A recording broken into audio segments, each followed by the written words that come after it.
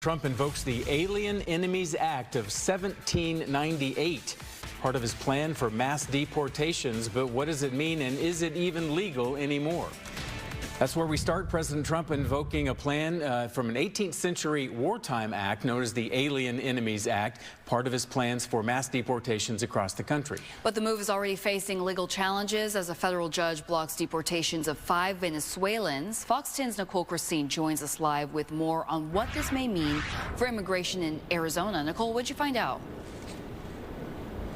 Well, hey, Brian and Ashley. First, we'll look back at the Alien Enemies Act itself. You mentioned that it was passed by Congress first in 1798, and it allows the president to detain, relocate, or deport any non-citizen from the U.S., and that is considered from a country that is an enemy during wartime. Now, the key is that no declaration of war has been declared by President Trump at this time, which that law requires.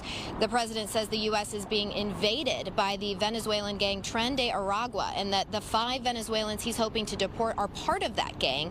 The 5 Venezuelan suspects, though, are reportedly already in ICE custody.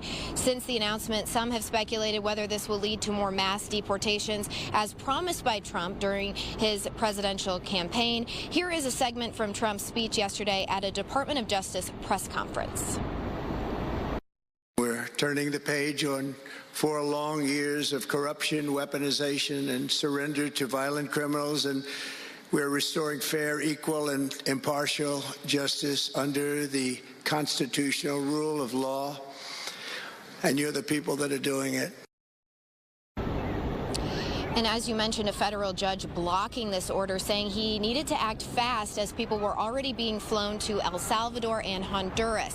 Now, the last time that the Alien Enemies Act was put into effect was during World War II, and that was to justify the internment of Japanese American civilians. Now, we will continue to report on this developing story. For now, though, reporting live in downtown Phoenix, Nicole Krasean, Fox 10 News.